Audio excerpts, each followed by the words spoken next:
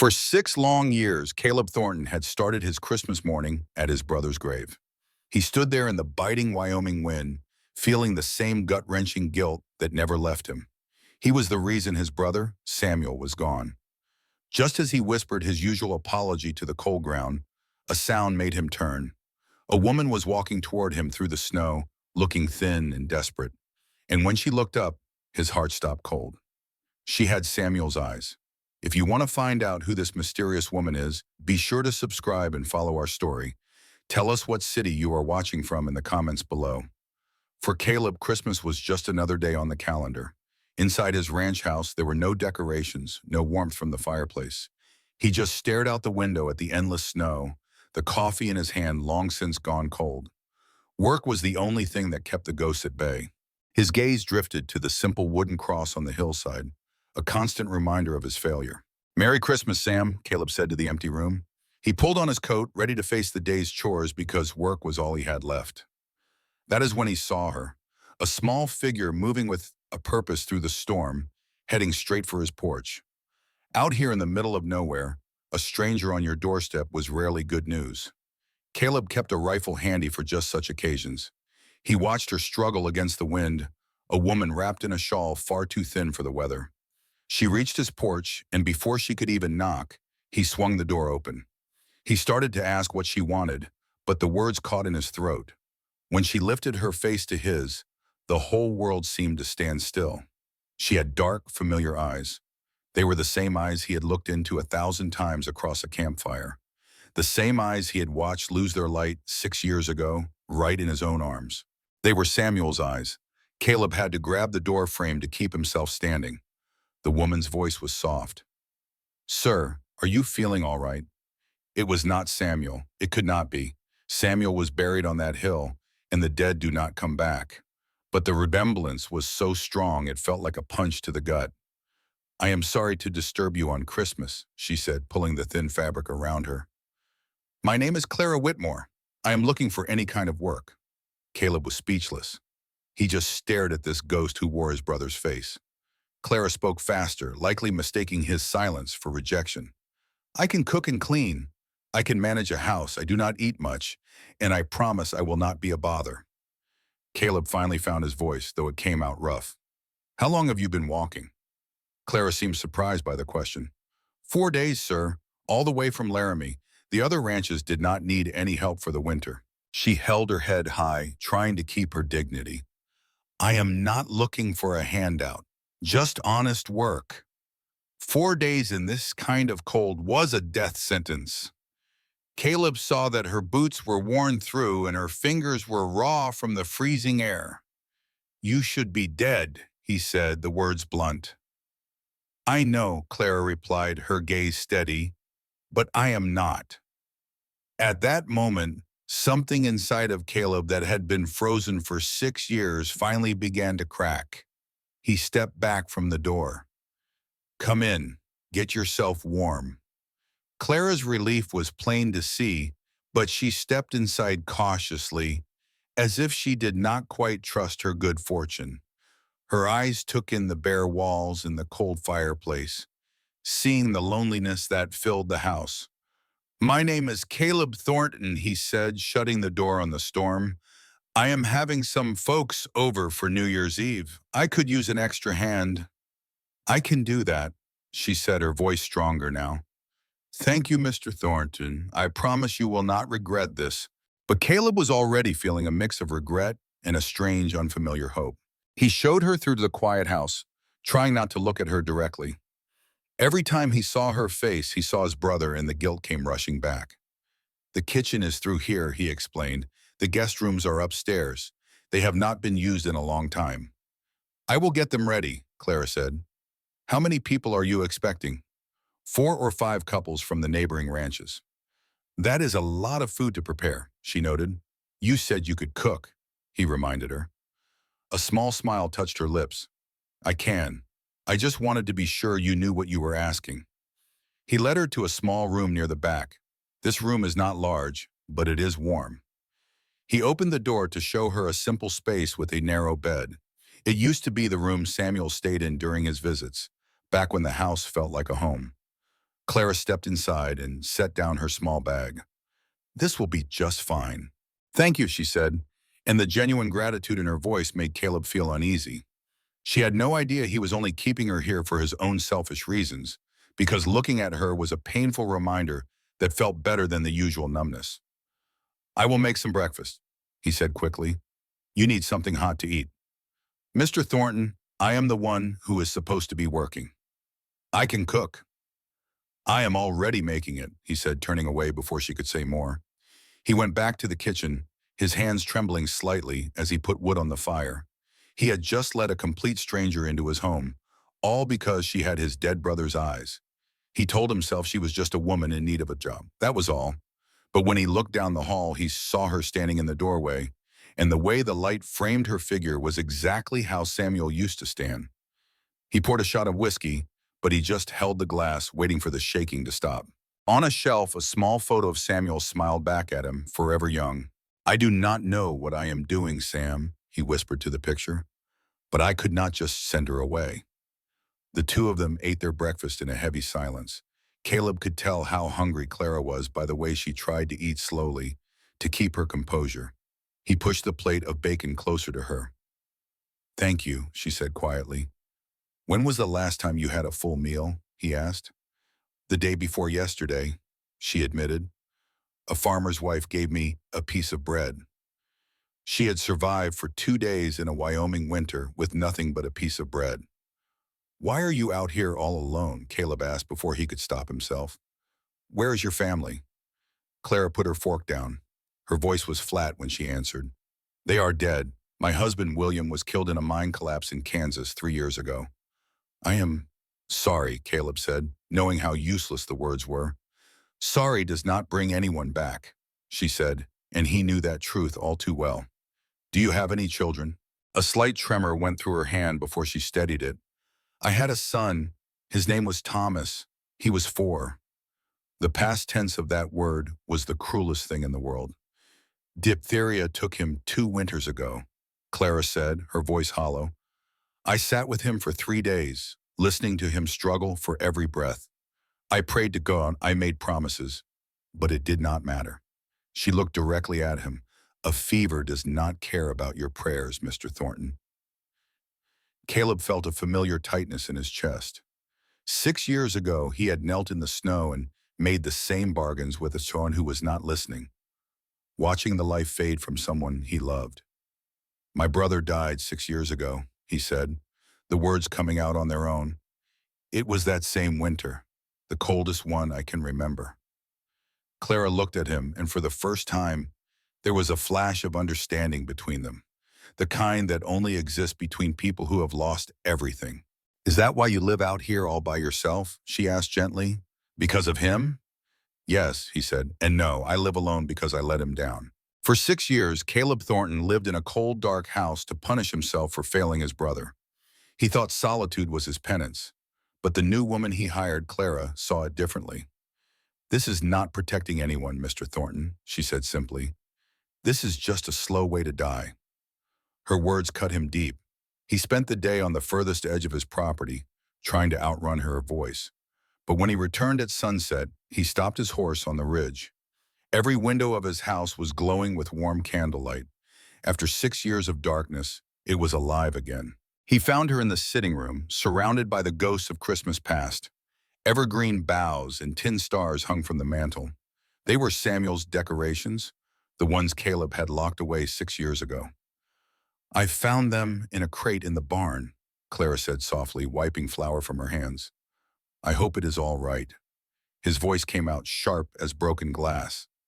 "Where did you find them?" Her face fell. "On the top shelf. They were covered in dust, so I assumed—" "You assumed wrong," Caleb snapped, his hand closing around a small wooden angel. "These are not just decorations. They belong to my brother," he said, his voice tight with old pain. "Samuel, he made them." Clara went pale. "Mr. Thornton, I am so sorry. I will take them down immediately." She reached for the evergreen, but his hand shot out and grabbed her wrist. "Don't!" The word hung in the air between them. He let go as if he had been burned. "I am sorry," he mumbled, turning away. "Leave them up." He fled into the cold night, his breath shaking. For 6 years, he had kept the darkness. In a single day, she had let the light back in. The next morning, his neighbor Ezekiel Crawford showed up with a fresh pie and a warning. The whole valley is talking about the woman staying with you, Caleb. Zeke's eyes were serious, and Jacob Blackwood has been asking questions about her. The name sent a chill down Caleb's spine. Blackwood was a vulture who owned half the territory and wanted the rest. Watch yourself, son, Zeke warned. Blackwood has wanted your land for years. If he thinks this woman is a weakness, he will use her against you. Caleb confronted Clara in the kitchen. We need to talk, he said, his voice low. A man named Jacob Blackwood is asking about you. He saw a flicker of fear in her eyes before she masked it. I do not know anyone by that name. Maybe not, Caleb pushed, but he is the kind of man who finds secrets and turns them into weapons. So I will ask you one more time. Who are you and what are you running from? Clara's hand stilled. I am not running from anything, Mr. Thornton. I am running towards something, a place to start over. Then why question me like I am a criminal? She asked, her voice steady. He wanted to tell her it was because she had his brother's eyes. He wanted to say it was because she was tearing down walls he had spent 6 years building. Instead, he said, Blackwood is dangerous. If he comes here, you say nothing. Do you understand? I understand, she replied. But Mr. Thornton, why do you care? He walked away without answering. He had failed to protect Samuel. He would not fail again. The blizzard hit 2 days before New Year's, trapping them inside. The wind howled like a hungry wolf. Staring into the storm, Clara finally spoke about the son she had lost. Sometimes, she said quietly, I think if I do not talk about him, I will forget he ever existed. And that is scarier than the pain. Caleb knew that fear well. For the first time, he asked about someone else's pain. Tell me about him, he said gently. As the storm raged outside, Clara's quiet words filled the small house with the memory of a curious little boy. Clara's voice was soft. Tell me about your brother. Caleb went still. She had shared her pain, and now she was asking for his. No one had dared ask in 6 years. His name was Samuel, Caleb found himself saying. Sam. He was 4 years younger. I raised him after our folks were killed in a Comanche raid. Staring into the fire, he added, he was always hopeful, always believed things would get better. What happened? She whispered. Caleb's jaw tightened. I led a patrol of Texas Rangers straight into an ambush. He took a bullet meant for me. I got him killed. That's not the same thing, Clara said, her voice sharp. The men who shot him are the ones who killed him. You made a call with what you knew. She stood and moved closer. You've been punishing yourself for 6 years over a tragedy, not a crime. Kneeling beside him, her eyes met his. I know grief. I know the guilt that keeps you awake at night. He could hardly breathe. Sam wouldn't want you to destroy yourself in his memory, she said softly. You're not a monster, Caleb. You're just a man who doesn't know how to forgive himself. A tear slid down his cheek. Clara just stayed there, her hand on his arm as the storm howled outside, and something inside him finally broke. For 2 days, they lived in a new kind of quiet. The wall between them had cracked. They didn't speak of that night, but the silence was no longer heavy. On the second morning, she found him at the window. You didn't sleep, she said. I keep thinking about what you said, he admitted, that Sam wouldn't want this for me. Knowing it and feeling it are 2 different things. How do you keep going? He asked. Some days, all I can do is put one foot in front of the other, she answered. Tell me something good about Sam, Clara said. How he lived. A small smile touched Caleb's lips. He was the worst poker player in Texas. You could always tell when he had a good hand. His whole face would light up. Clara laughed, a warm, genuine sound. Thomas was just like that, with cookies. Crumbs all over his face. Caleb's smile faded. He was the best partner a man could ask for. Until the end. The storm finally broke. Caleb stepped outside into a world buried in white. The silence was absolute. It's beautiful, Clara whispered beside him. It's dangerous, he countered. The wolves will be hungry. I'll have supper waiting, she promised. He truly looked at her then, seeing not a ghost of his brother, but a woman forged by her own loss, a survivor. He wanted to thank her, to ask her to stay. Instead, he just nodded. I'll be back before dark, he said, and rode out into the snow. He was checking the north pasture when he saw the rider, Jacob Blackwood. Caleb spurred his horse, meeting the man as he dismounted at the ranch. Blackwood's smile was as cold as the air. Thornton, heard you have some help, a woman from Kansas. Caleb's hand rested near his pistol.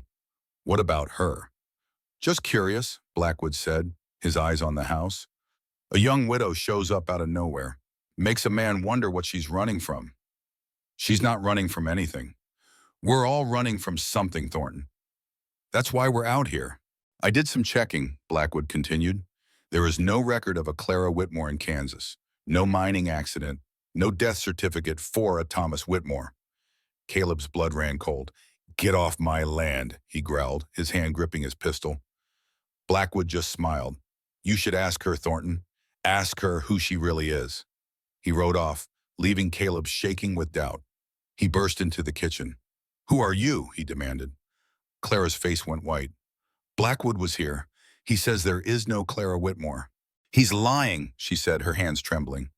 Is he? Caleb shot back. Because you show up with a story that has no proof. I changed my name, she cried, sinking into a chair.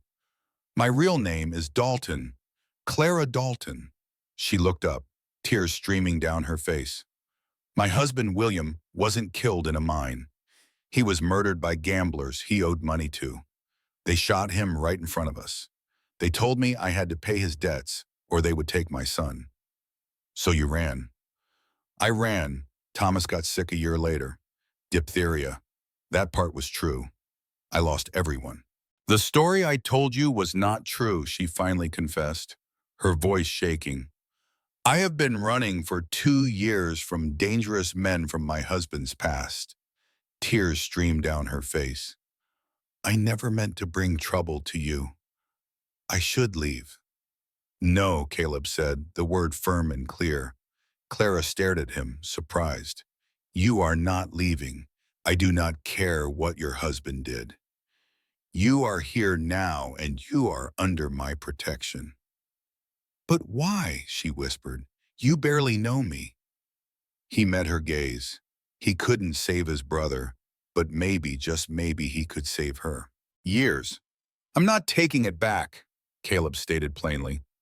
Clara rose from her chair. Caleb, tomorrow is New Year's Eve. The neighbors will be here. We have so much to do. He just walked toward the door. I need to check on the cattle. You ought to rest. He stopped, his back still to her.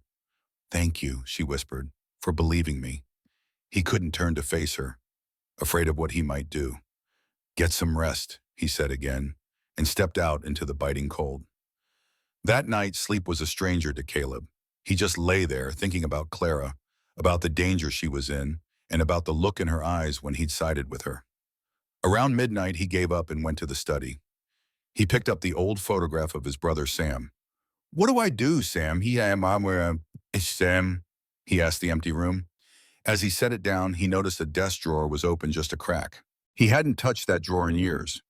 Inside was a small leather bundle tied with a string. It held Sam's belongings, the things in his pockets the day he died. Caleb's hands shook as he untied it. There was a pocket watch, a small knife, and a folded piece of paper he'd never seen before. 6 years ago, he'd just thrown it all in the drawer, unable to look. Now he unfolded it. Sam's handwriting stared back at him. Dear Caleb, if you're reading this, then I'm gone. A man in our line of work has to be prepared. First off, do not blame yourself. I know you, Caleb. You'll carry this weight even if it's not yours to carry. Don't. I made my own choices. Second, you have to live. Actually live. Don't just hole up on that ranch, find someone, build a family. Be happy. That's all I want for you, brother. To be happy. I love you. Always have. Always will. Sam. Caleb read the letter 3 times, then sank into his chair as the tears finally came. Sam had known. He had reached out across 6 years of silence to give Caleb the words he desperately needed to hear. Don't blame yourself. Live. You stubborn fool, Caleb whispered. But he knew Sam had tried to tell him this 100 times before. He just hadn't been ready to listen. Maybe now he was. The morning of New Year's Eve was gray and cold. Clara was already in the kitchen, and when she saw him, she knew something had changed. He sat down and placed Sam's letter on the table. She read it, her expression softening. He loved you so much, she said quietly. I know. He wanted you to be happy. I know. She set the letter down. So what are you going to do about it? Caleb was quiet for a moment. I'm going to try, he finally said. A real smile, not one of her careful ones, lit up her face. That's a start. That evening, neighbors began to arrive, filling the house with warmth and laughter. The air smelled of roasted meat and fresh bread. Caleb moved through the crowd, feeling like a stranger in his own life. Helen Morrison caught his arm. Caleb Thornton, this house is beautiful. Who did all this? Clara Whitmore. She's been helping out. Helen's eyes twinkled. Well, she's lovely. Don't you let her get away. Living, that word again. Caleb watched Clara serve food and join conversations. She just fit. She belonged. Then around 10 o'clock, there was a sharp knock at the door. Caleb's blood ran cold. All the guests were already inside. He opened the door to find Jacob Blackwood standing on his porch. Hope I'm not too late for the party, Blackwood said, with a smile that didn't reach his eyes. You weren't invited. Come now, it's New Year's Eve. Besides, I brought a gift. He held up a folded paper. Proof, he said, his eyes glittering. Proof that your little helper is a wanted woman with a price on her head. Caleb's hand went to his pistol. The men she's running from are offering $500. I sent a telegram this morning. They'll be here within the week. You son of a... Now, Blackwood interrupted. I'm a reasonable man. Sign your land over to me, and I'll tell them it was a false lead. Your choice, Thornton, the ranch or the woman. Clara came up behind Caleb. What's going on? Blackwood's smile widened. Mrs. Dalton, we were just discussing the men you owe money to. Clara's face turned white as a sheet. Sleep well, Blackwood said before riding off into the night. Caleb pulled her inside. He sent word to them, he said. They're coming. Clara's legs gave out, and Caleb caught her. No, she sobbed, shaking uncontrollably. I can't run anymore. Clara, look at me. Her terrified eyes met his. I am not going to let them take you, he said, his voice firm as stone. I don't care who's coming. You're staying right here. I'll kill anyone who tries to hurt you. You can't fight them all. I was a Texas Ranger for 15 years. I've fought worse odds and won. He took her face in his hands. Trust me. Can you do that? She trembled, but gave a small nod. Good, Caleb said. Now go splash some water on your face and come back to the party. We're not letting Blackwood ruin this night. How can you be so calm? She asked. Because protecting you feels like the first right thing I've done in 6 years, he thought. Because panic never helps, he said instead. As she walked away, she surprised him by rising on her toes and kissing his cheek. Thank you, she whispered. An hour later, Zeke Crawford found him by the window. I saw Blackwood leave. What did that snake want? Caleb told him everything. Zeke's face went dark. That low-down, dirty... He's using Clara to get your land. What are you going to do? Zeke asked. Caleb watched Clara across the room, seeing the fear she was trying so hard to hide. I'm going to fight, Caleb said. I'm done running. I'm done hiding. Those men coming for her might be dangerous, Zeke warned. So am I, Caleb replied. Zeke studied him, then nodded slowly. The Caleb Thornton I knew before Sam died is back. It's good to see him. He almost wasn't. Zeke clapped him on the shoulder. Well, you won't be fighting alone. I'll spread the word. Caleb found Clara on the back porch, her breath making clouds in the cold air. I'm terrified, she whispered without turning around. He came to stand beside her. I know, but you're not running anymore. Neither am I. As the cheers for the new year started inside, he knew he was finally living again, just like Sam had wanted. You are safe here. I promise those men will not touch you. Clara faced him. Why are you doing this? You could just give them the land. This place is all I have of my family, she said. I will not let Blackwood take it. He gently touched her face. Last night I found a letter from my brother Sam. He told me to live again. Her breath hitched. What is happening between us? I do not know, Caleb said, moving closer. But I am not letting you go. From inside, a countdown began. 10, 9, 8.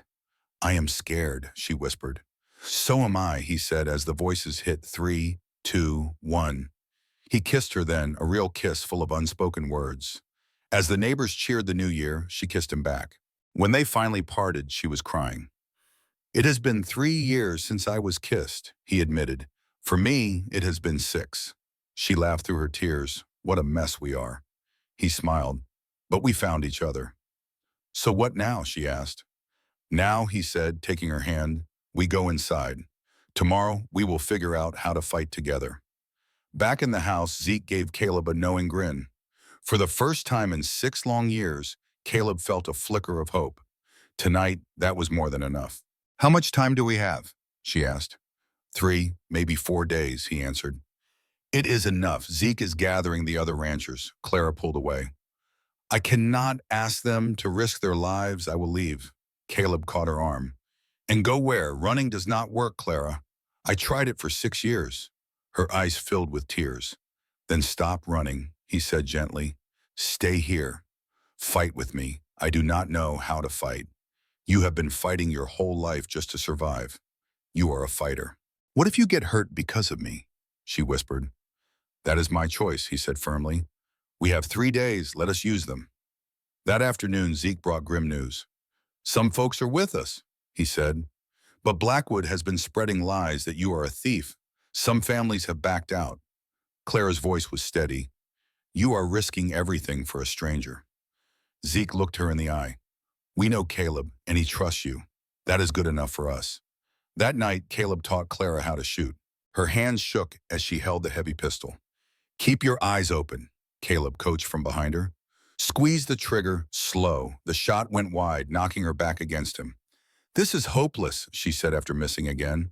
Nonsense, he replied. My brother Sam missed 30 times before he hit one. You just need to find your aim. He handed the reloaded gun back to her. She took a breath, aimed, and fired. A tin can flew from the fence. Caleb grinned. See? And it only took you 3 shots. You are a natural. For the first time in days, she laughed. Fear is useful, Caleb said, taking the gun. It keeps a person sharp. The next day, he barricaded the house while Clara helped. Her arguments to leave were gone, replaced by a new resolve. She found him later holding a letter. It was my brother Swampton's, he explained. She read it and looked at him. This fight is for him, is it not? Caleb nodded. For 6 years, I have not been living. That is over now. He put the letter away. No matter what comes, I am fighting again. Clara took his hand, and they waited for the trouble they knew was coming. That night, Zeke returned with news. We have 8 guns in all, he said. Blackwood hired 6 professionals. They came in on the train. His face was serious. These are not ranch hands, Caleb. They are hired killers, and they will not stop easily. Caleb's jaw was set. Then we will have to make them stop. Zeke watched him for a long moment. You truly care for this woman. Caleb just nodded. Sam would be proud of you, Zeke finished quietly. The next morning arrived cold and gray. Caleb found Clara in the kitchen, her hands shaking. He took her coffee cup. Listen to me, he said, his voice firm. You must promise me something. If it goes wrong, you ride the horse in the barn, and you do not look back. Tears welled in her eyes. I could not save my brother. Let me know I saved you. She finally whispered her promise against his chest. Soon after, their neighbors arrived, their breath making clouds in the chill, their rifles ready. Thank you for coming, Caleb told the men. Thomas Morrison spoke for them all. Blackwood has pushed this valley for too long. Today, we push back. Clara came out onto the porch. They only want me. Let me go to them. But Zeke shook his head. We protect our own here. Caleb says you are worth the fight, and that is all we need to know. Caleb put his arm around her as she wept. "These are good people," he said softly. The men took their positions and waited. Soon, 6 riders appeared on the horizon, moving with cold purpose. At their head was Jacob Blackwood himself. "He came to watch," Caleb said, his voice flat. "He wants to see this place burn." The riders stopped 50 yards from the house. "Thornton," Blackwood called out, "we need to talk." Caleb stepped forward. "There is nothing to talk about." "She is under my protection," Caleb called out. Blackwood laughed. "You and your farmers? Send her out, Thornton." "No," Caleb replied. "Then sign over your land." Caleb raised his rifle. "Here is my offer. Ride away now or be carried away." When one of Blackwood's men drew his gun, Caleb fired first. The quiet valley erupted in gunfire. Caleb worked his rifle, seeing riders fall, but the hired guns were deadly accurate. He heard a man cry out in pain. One of Morrison's men went down clutching a bloody shoulder. "Inside now," Caleb roared. He tried to get a clean shot at Blackwood, but his men gave him cover. They fell back to the house, Caleb dragging Zeke, who had taken a bullet in the leg. Once inside and the door bolted, a chilling thought struck him. Where is Clara? He found her room empty, the window open to the swirling snow. She was gone. Boot prints led to the barn. Inside, a gunman held Clara with a pistol to her temple. "Drop the rifle," the man sneered. Clara, her voice steady, urged him. "Caleb, do what he says." The man gave him 5 seconds. His ranger training screamed he could make the shot, but he could not risk her life. At the count of 3, the rifle hit the dirt. "We're leaving," the gunman said, using Clara as a shield. "The men she owes money to want her back." Caleb offered to pay, but the man just laughed. "This is not about money." As they reached the door, Clara met Caleb's gaze. In a flash, she slammed her head back into the man's face. As he stumbled, she dropped, and Caleb's rifle roared. The man fell dead. He rushed to Clara, holding her tight. "You could have been killed," he breathed. "So could you." But it was not over. After a desperate kiss and a promise to return, he left her hidden. He flanked the last 2 riders, taking them down with 2 clean shots. Just as silence fell, he heard Clara scream. He ran back to find Blackwood holding her. Blackwood had a pistol under Clara's chin. "You killed my men," he said calmly. "I came for your land and this woman. I am leaving with one." To save her, Caleb dropped his rifle and pleaded. Blackwood mocked him, talking about his brother. "Sam always said your pride would get him killed. Turns out he was right." As Blackwood gloated, Clara's eyes met Caleb's. She silently mouthed one word, "Sam." Caleb knew what to do. He looked over Blackwood's shoulder and said, "Hello, Sam." Blackwood spun around, and in that instant, Clara drove an elbow into his gut. Caleb lunged, his fists flying. He beat Blackwood with 6 years of rage until the others pulled him off. "I am sorry," he panted. "You saved my life," Clara said, touching his face. "We saved each other." As the sun finally broke through, Zeke limped over with a joke. Thomas Morrison told Caleb they were family now, and his wife Helen welcomed a crying Clara into their circle. Standing there holding her, Caleb felt 6 years of grief finally start to lift. He remembered his brother's last words, "Live." For the first time, he thought he actually could. The sheriff arrived 3 hours later. Sheriff Harkins had eyes that had seen it all, so nothing could surprise him. He glanced at the bodies, listened to the story, and then turned his gaze on Caleb. "Well, Thornton," he said, "6 men down and Jacob Blackwood tied up tight. That's quite a start to the day." "They came onto my land armed," Caleb stated plainly. "We just defended ourselves." Harkins nodded, pulling out a small notebook. "I see that. But Blackwood has powerful friends who will want answers." Zeke, his leg wrapped in a bloody cloth, limped forward. "We have 20 witnesses who saw them attack first. Blackwood threatened Mrs. Whitmore's life." The sheriff looked at Clara. "Is that your name, ma'am?" She paused, and Caleb felt her grow still beside him. "My name is Clara Dalton," she said clearly. "I used my mother's name to hide from the men who killed my husband in Kansas 3 years ago." Harkins raised an eyebrow. "They shot him right in front of me over a gambling debt," Clara continued, her voice steady despite her shaking hands. "They said I had to pay it, or they would take my son. So I ran." The sheriff pointed his pen at the bodies. "Are these the men who did it?" "I do not know," she admitted. "The men who shot William wore masks. Harkins scribbled in his notebook. Do you have any proof of this story? The only proof I have is that I am still alive, and they wanted me dead, she replied. Caleb stepped in. What about Blackwood? He admitted to bringing these men here and threatening Clara. A dozen people heard him. Oh, Blackwood is going to jail, no doubt about it, Harkins said, closing his book. I am just trying to figure out if Mrs. Dalton broke any laws. She did not, Caleb said firmly. That is not for you to decide, Thornton. Then you decide. Caleb's voice was like stone. This woman has been running for 2 years. She lost her husband and her son. Does that sound like a criminal to you? Harkins looked at Clara for a long time. No, he said at last. It sounds like a woman who has seen far too much trouble. I will need you in town tomorrow for a formal statement, Harkins told her. But for now, you are not under arrest. He tipped his hat. But if they send more gunmen this way, well, I figure Thornton knows how to handle them. The sheriff left with Blackwood in chains. The man who had terrorized the valley for years now looked small and defeated in the back of the wagon. As it pulled away, Blackwood's swollen eyes met Caleb's. This is not over, he snarled. I have friends. Yes, it is, Caleb said quietly, watching the wagon disappear. The other ranchers stayed behind to help clean up the mess. Thomas Morrison and his crew began digging graves. Helen Morrison took charge of the wounded, declaring the shot ranch hand would live. Zeke, despite his bad leg, hobbled around giving orders. Clara worked beside the other women, bringing water and helping bandage wounds with a quiet strength. Caleb watched her from across the yard. She was not the same fragile woman who had arrived at his door just 9 days ago. This woman was strong. She caught his eye and gave him a small smile, and for the first time in years, Caleb felt a flicker of hope.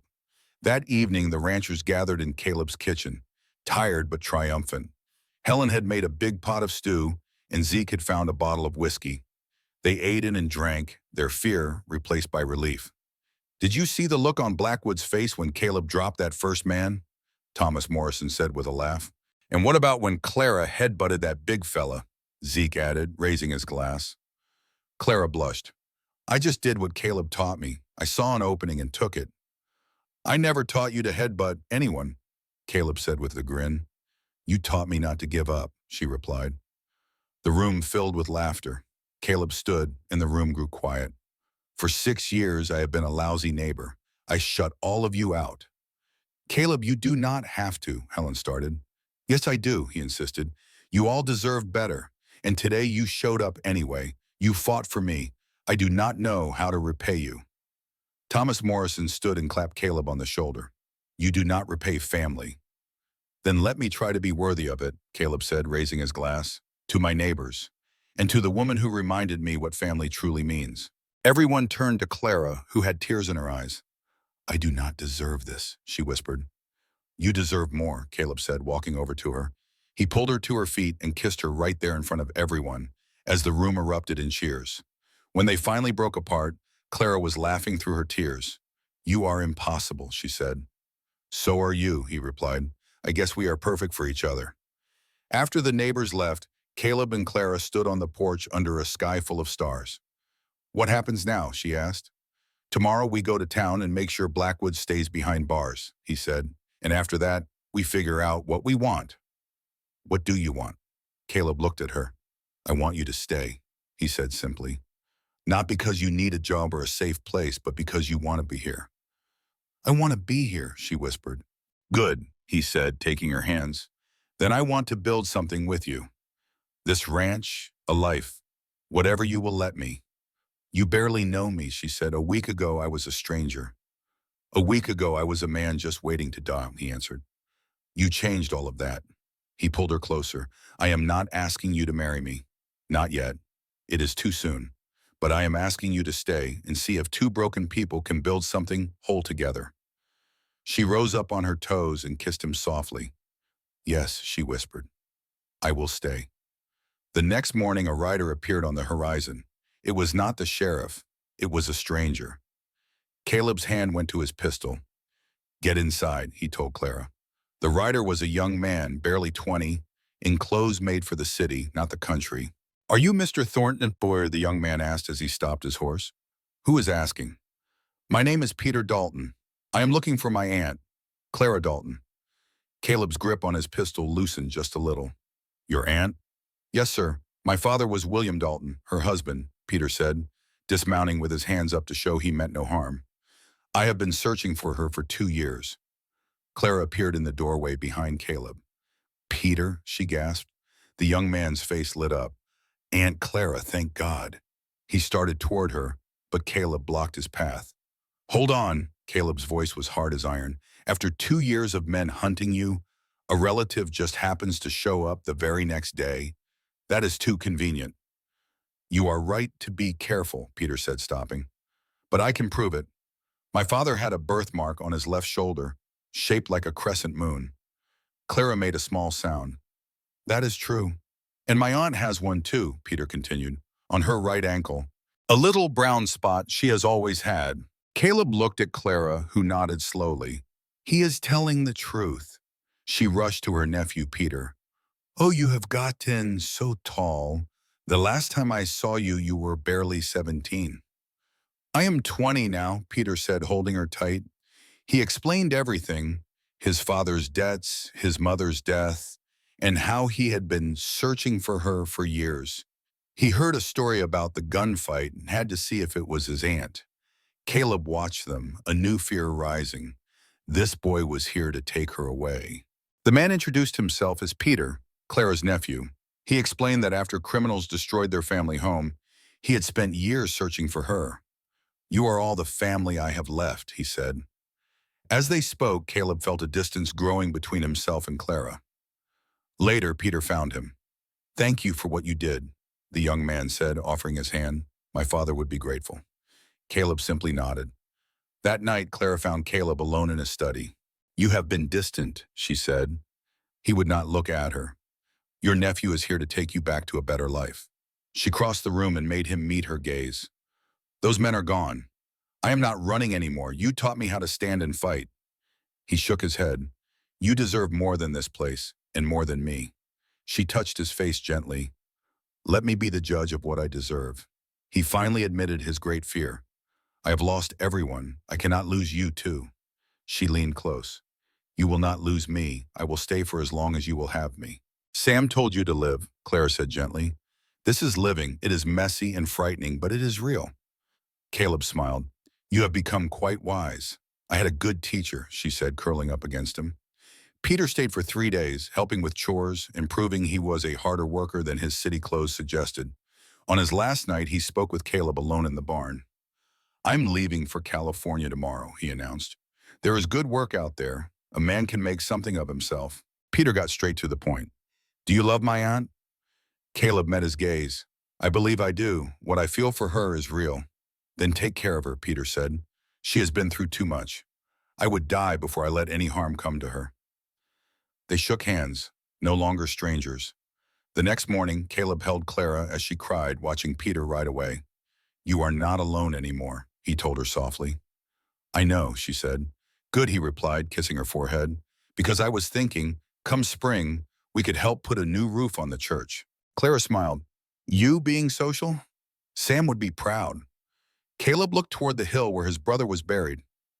I am trying, he said, for him, for you, and for me. Later, they walked to Sam's grave together, a place Caleb had never shared before. Standing before the simple cross, he spoke quietly. Sam, I want you to meet someone. He squeezed her hand. This is Clara. She is stubborn and brave, and she ended up saving me. You would have liked her. Brave, Clara whispered, looking at Caleb. Sam would have thought so, too. She knelt by the simple wooden cross. I never knew you, she said to the grave, but I feel like I do. Your brother carries you with him every day. She touched the wood. Thank you for the letter. Thank you for letting him live again. I promise I'll take good care of him. Tears rolled down Caleb's face as he knelt beside her. I'm sorry it took me so long, he said to his brother. I'm done wasting time. As they walked back to the house hand in hand, Clara stopped him. Caleb, I love you. The words struck him like a bolt of lightning. I know it's only been 10 days, she rushed on, but after 2 years of feeling nothing, you made me feel everything. You don't have to say it back, Clara said, her voice thick with emotion. I just needed you to know. But Caleb pulled her close. I love you too, he murmured into her hair. I think I have since you showed up on my porch looking for work, like you were the one doing me the favor. She laughed through her tears. I was scared to death. Well, you hit it good, he said, tilting her chin up. You don't have to hide from me. Not ever again. He gave her a kiss full of promise. As the last bit of daylight faded, she asked, what do we do now after all this? Caleb looked out at the land that was now their future. Now, he said, we live, just like Sam wanted. Clara took his hand. Together. They walked into the house and shut the door on the past. Spring came slowly to Wyoming. 3 months had passed since the fight. 3 months of healing and learning to build a life together. They both carried their old grief, but now they carried it as one. One morning, Clara found Caleb staring into his coffee. You're thinking too hard again, she said gently. You get that look on your face. He said, it's Sam's birthday today. He would have been 32. Her expression softened. We can visit him later. First, Caleb said, standing, I've got to ride into town for a lumber shipment. Lumber for what? She asked. He just kissed her. You'll see. In town, Caleb was finalizing the order when a cold voice stopped him. Mr. Thornton. He turned to see a woman, maybe 50 years old, dressed all in black. Her eyes were like chips of ice. Do I know you, ma'am? No, she said, stepping closer. But I know you. She didn't offer a handshake. My name is Margaret Kane. 3 months ago, you killed my son. Caleb's hand instinctively went to his sidearm. I wouldn't, she warned, her voice flat. I'm not here for a fight. I'm here for answers. Your son came to my home to kill an innocent woman, Caleb stated plainly. I defended her. My son was following orders. That woman owed a debt. Her husband owed the debt, Caleb corrected, and that debt died with him. That's not how my employer sees it, Margaret Kane said, her lips a thin line. Your employer sent 6 men to hurt a widow. They're lucky I only took care of 5 of them. Luck had nothing to do with it. The woman reached into her coat and Caleb's pistol was in his hand in a flash. Easy, she said, slowly pulling out a folded paper. It's just a document, a legal one. What kind? A release of debt, she said, holding it out. My employers have decided to forgive what Clara Dalton's husband owed. She is free. Caleb didn't take it. Why the change of heart? Because you've become more trouble than the debt is worth, she said, her eyes burning with a cold fire. My son is dead, Mr. Thornton. That debt has been paid. I am sorry for your loss, ma'am. No, you are not, she snapped. You are right, I am not. Your son was about to murder the woman I love. I would do it again without a second thought. Margaret Kane barely flinched. Take the document, she said, her voice tight. Tell her she is free. Caleb finally took the paper. Go on home, Mrs. Kane, he said quietly. But if you or anyone else ever comes near Clara again, I will burn down everything you hold dear. You are a hard man, Mr. Thornton. This land made me one. She turned and walked away without another word. It was finally over. Clara was safe. Caleb rode home like the devil was on his heels. He found Clara in the garden and handed her the paper. She read it once, then twice, her eyes wide with disbelief. It says, I am free. Her voice was a whisper. What does this mean? It means no one is coming for you again. Ever, Caleb said, cupping in her face. It is over, Clara. You can stop running. Her knees gave out, and he caught her as she began to sob, great heaving cries of relief that shook her whole body. I have been running for 3 years, she gasped. I forgot what safe felt like. You are safe now, he promised, holding her tight. After a moment, she pulled back, her face streaked with tears and dirt, and she laughed. Now what? Caleb smiled. Now I show you what the lumber is for. He led her around the house to a stack of fresh-cut wood. I do not understand, Clara said. I am building a nursery. Clara froze. A what? A room for a family, Caleb said, turning to her. For when we are ready. I am 42 years old, Clara. I want children with you. I want to build the life here that Sam never got to have. Are you asking me to marry you? she asked, her voice trembling. Not yet, he said, taking her hands. But I am telling you my intentions. I love you, and I want to spend the rest of my life right here with you. Yes, she breathed, the word tumbling out. Yes to all of it. She threw her arms around his neck. Ask me properly when you are ready. I will say yes then, too. He lifted her clear off the ground and spun her around under the big Wyoming sky. For the first time in ages, he let out a real, honest-to-goodness laugh. About 2 weeks later, Caleb took Clara out to Sam's resting place as the sun was setting. She looked at him, a question in her eyes. He pulled a small box from his pocket. Because Sam needs to be here for this, he said softly. Inside was a simple gold band. This was my mother's. Sam held onto it for me.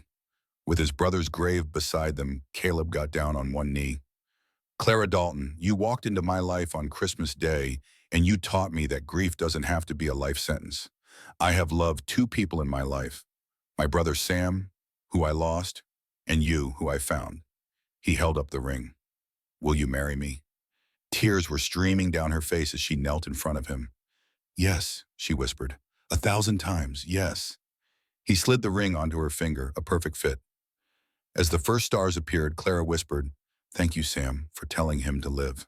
They set the wedding for June, and word spread through the valley faster than a prairie fire. The hermit rancher was getting married, and it seemed the whole territory wanted to be there. Helen Morrison took charge of the arrangements. Zeke Crawford handled the whiskey, and Margaret Crawford insisted on making Clara's dress. Honey, you aren't just marrying Caleb, Margaret told her. You're joining this whole community. You let us welcome you properly. The night before the wedding, Caleb couldn't sleep. He found himself back at Sam's grave, talking to his brother under a blanket of stars. Wish you could be here tomorrow. Caleb's voice was thick with emotion. You'd like her, Sam. She's stubborn and brave, and she sure doesn't take any of my nonsense. Just like you always said I needed. A small smile touched his lips. I'm going to be happy, Sam. I know you'd want that. He rested a hand on the wooden cross. I'll never stop missing you, but I'm done letting it destroy me.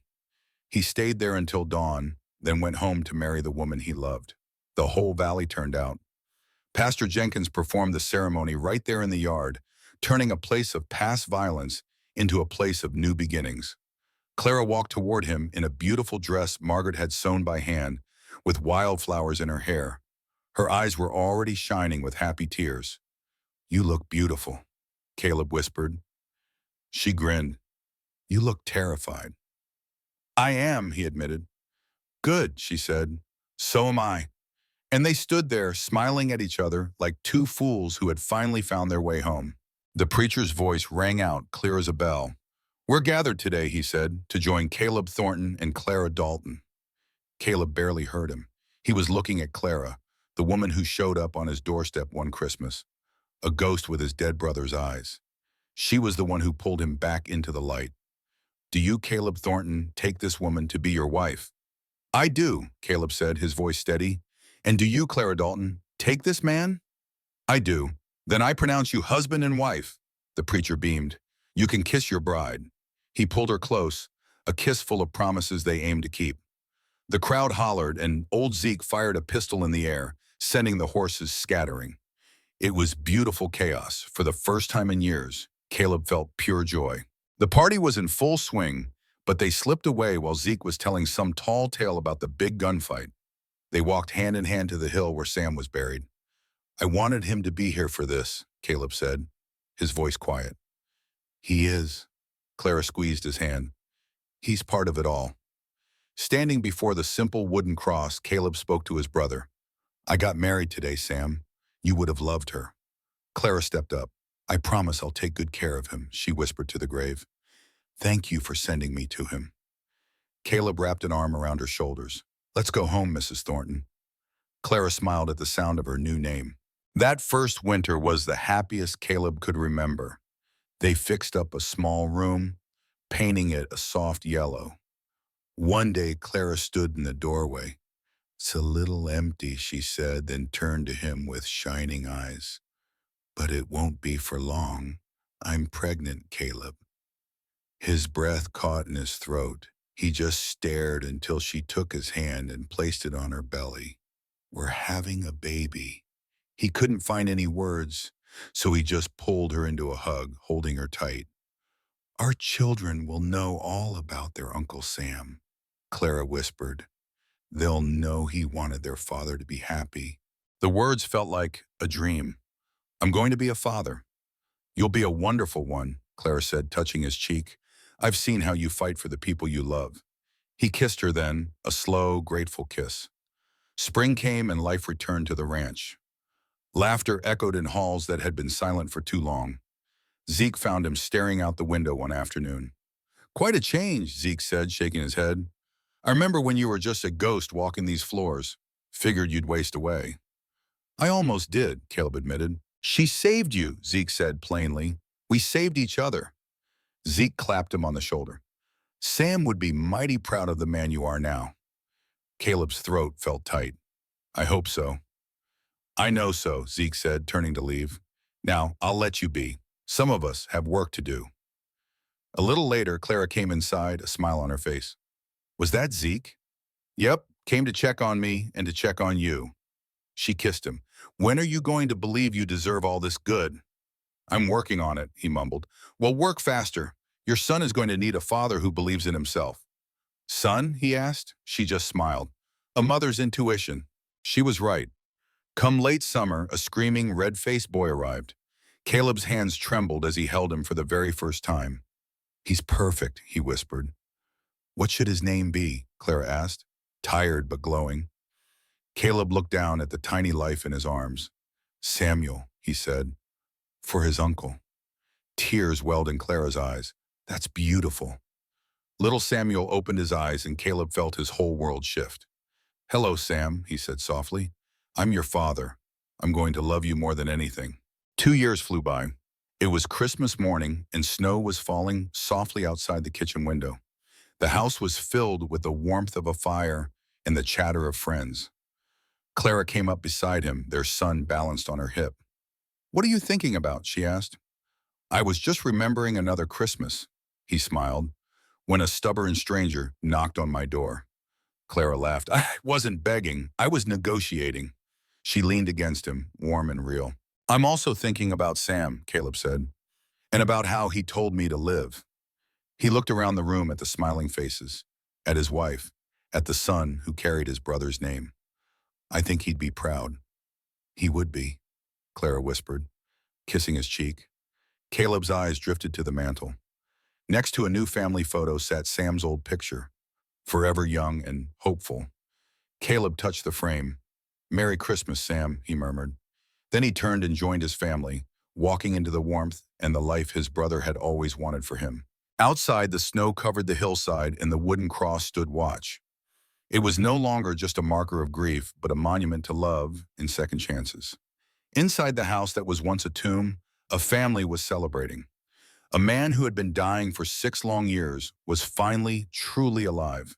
He had a promise to keep to his brother, to his wife, and to the son who was their future. And Caleb Thornton always kept his promises.